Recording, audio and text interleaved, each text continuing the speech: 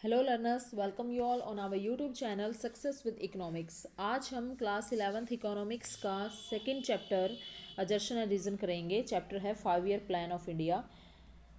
पंचवर्षीय योजनाएं। भारत में पंचवर्षीय योजनाएं हमने क्यों अपनाई थी, पहले मैं आपको थोड़ा सा बता देती हूँ कि जब अंग्रेज़ यहाँ से गए, क्योंकि इससे पहले वाले चैप्टर में हमने देखा, जब उसके अजर्शन रीजन मैंने कराया, आपको थोड़ा सा मैंने बेसिक इन्फॉर्मेशन दी थी अपनी इंडिपेंडेंस के बारे में कि अपनी आज़ादी जब हुई, इंडिपेंडेंट जब हम हुए तो हमारा उस टाइम पर कंडीशन कैसी थी इंडियन इकोनॉमी की, तो उसके बारे में मैंने आपको थोड़ा सा बताया था। अगर आपने वो वीडियो देखी है, नहीं देखी है तो प्लीज़ पहले आप वो फर्स्ट वीडियो आप देखिए इंडियन इकोनॉमी की, तो आपको और ज़्यादा क्लियर होगा, क्योंकि आपस में कनेक्टेड हैं सारे टॉपिक।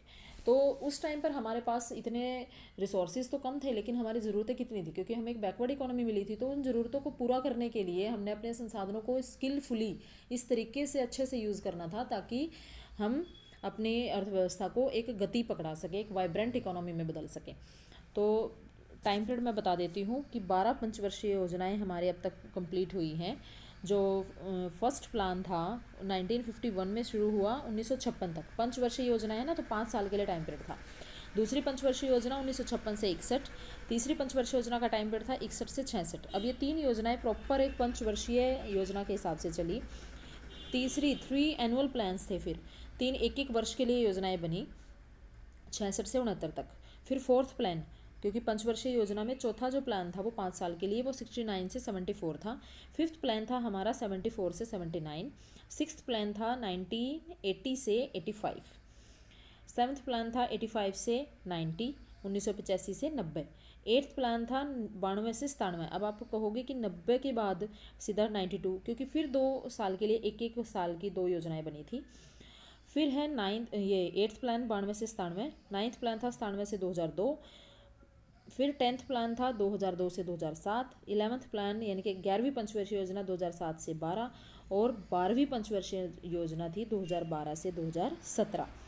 अब यहाँ पर ये पंचवर्षीय योजना, जो ये 5वां प्लान था हमारा, ये भी 1 साल पहले ही ख़त्म हो गई थी, यानी कि 74 से 79 था, लेकिन ये 78 में ही ख़त्म हो गई थी। तो 79 और 80 ये 2 जो योजनाएं थी, ये भी एक एक साल के लिए बनी थी। फिर छठा प्लान हमारा सीधा 80 से 85 वाला था। ठीक है, तो आप ये 12 की 12 पंचवर्षीय योजना का टाइम पीरियड नोट कर लीजिए, कई बार कॉम्पिटिटिव एग्जाम में भी आ जाता है। फिर 1 जनवरी 2015 से अब टोटल 12 योजनाएं हुई। फिर नीति आयोग आ गया। ठीक है, नीति आयोग के बारे में हम अलग से अपनी वीडियो लेके आएंगे। अभी हम करते हैं अजर्शन और रीज़न। ये देखिए, पूंजीवादी अर्थव्यवस्था के अंतर्गत अब मैंने आपको रूल सारे बता दिए थे कि अजर्शन रीज़न जब करते हैं तो किस तरीके से हमने ऑप्शन को देखना है, बिल्कुल ध्यान से। ये देखिए, एक बार और बता देती हूँ कि ऑप्शन ए अगर है तो आपने देखना है कि दोनों बातों में से अगर दोनों ठीक है और आपस में कनेक्शन है तो ऑप्शन ए लगाना है आंसर। दोनों बातें ठीक हैं बट आपस में कनेक्टेड नहीं तो ऑप्शन बी लगाना है आंसर। अगर पहली बात ठीक है दूसरी गलत है तो सी लगाएंगे, और पहली गलत है और दूसरी ठीक है तो डी लगाएंगे। तो अब हम देख लेते हैं कि पूंजीवादी अर्थव्यवस्था में, जो पूंजीवादी अर्थव्यवस्था के अंतर्गत वस्तुओं का वितरण है वो व्यक्तियों की क्रय क्षमता के आधार पर होता है। बिल्कुल ठीक है बात कि कैपिटलिस्टिक इकोनॉमी में जो गुड्स एंड सर्विसेज का डिस्ट्रीब्यूशन है वो परचेजिंग पावर के अकॉर्डिंगली होता है। कि पूंजीवादी अर्थव्यवस्था में ओबियसली सरकार का कंट्रोल तो होता नहीं है, जो जो प्राइस होगा उस पर अगर हमारी क्रय क्षमता है, हमारी परचेजिंग पावर है, तो हम वस्तुएं खरीद लेते हैं। और पूंजीवादी अर्थव्यवस्था के केंद्रीय निर्णय बाजार शक्तियाँ नियंत्रित करती हैं, क्योंकि बाजार शक्तियाँ मार्केट फोर्सेस पे ही डिपेंड करता है। अभी इन्होंने कहा, पहला अजर्शन देखिए कि वस्तुओं का जो वितरण है वो परचेजिंग पावर के आधार पर होता है, क्योंकि पूंजीवादी अर्थव्यवस्था के जो सेंट्रल डिसीजन हैं वो मार्केट फोर्सेस के द्वारा कंट्रोल होते हैं। देखो, बिल्कुल दोनों बातें कनेक्टेड हैं और दोनों बातें ठीक भी हैं। तो पहले का आंसर आएगा ए। अब दूसरा है समाजवादी अर्थव्यवस्था। समाजवादी अर्थव्यवस्था आय की समानता को प्राप्त करती है। जो समाजवादी अर्थव्यवस्था है वो आय की समानता को प्राप्त करती है। जहाँ गवर्नमेंट का कंट्रोल होता है तो वो इक्वालिटी की बात करते हैं। सामाजिक न्याय सुनिश्चित करने के लिए भारतीय आयोजकों ने भारत के लिए समाजवादी आर्थिक मॉडल का चुनाव किया। नहीं, भारत में तो मिक्स्ड इकोनॉमी है, समाजवादी तो है ही नहीं। इसका मतलब दूसरी बात गलत है और पहले वाली ठीक है। अब ऑप्शन में देखिए, आर गलत और ए ठीक, तो सी ऑप्शन दूसरे का है, सी ऑप्शन आंसर। उसके बाद है क्वेश्चन नंबर 3। समाजवादी अर्थव्यवस्था में सकल घरेलू उत्पाद में वृद्धि एक धीमी प्रक्रिया होती है। हाँ, थोड़ी सी होती है, गवर्नमेंट का कंट्रोल होता है, धीरे धीरे काम होगा, अच्छे से होगा।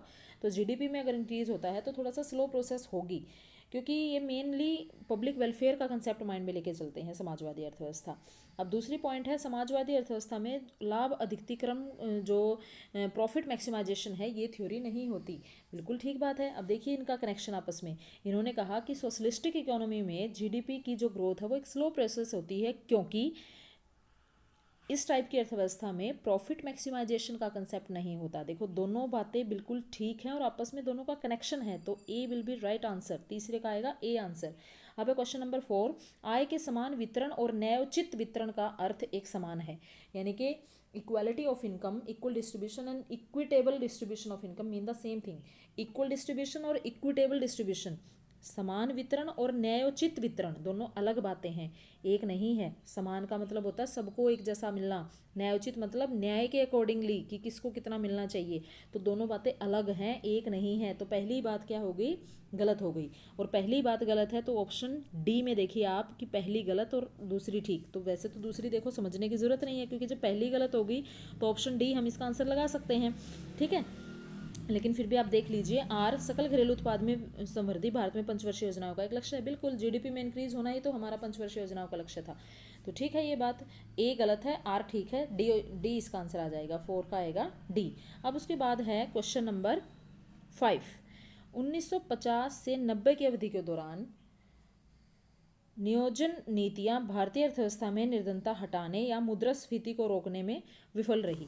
यानी कि 1950 से 90 का जो टाइम पीरियड था उस दौरान भारतीय व्यवस्था में निर्धनता को हटाने या फिर जो हमारी जो थोड़ी सी पॉलिसी थी वो इतनी ज़्यादा गरीबी को दूर नहीं कर पाई, इन्फ्लेशन को भी इतना नहीं रोक पाई।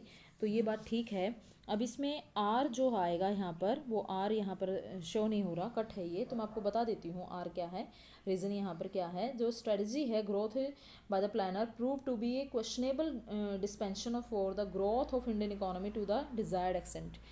मतलब यहाँ पर क्या कह रहे हैं कि मैं आपको दिखा देती हूँ एक बार कि जो दूसरा ऑप्शन है इसका आर है रीज़न, वो यही कह रहे हैं कि जो प्लानर थे, आयोजक थे, वो इंडियन इकोनॉमी के लिए जो चाहते थे उस हिसाब से जो डिज़ायर्ड था प्लान वो नहीं कर पाए। बस यही बात है कि आर भी ठीक है और ए भी ठीक है, आपस में कनेक्शन भी है, इसलिए वो निर्धनता और मुद्रास्फीति को रोकने में विफल रहे। तो 5वें का जो आंसर आएगा वो आएगा ए।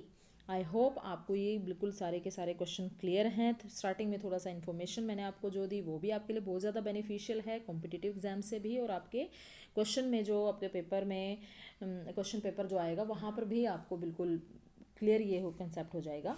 तो please like and share this video and thank you very much.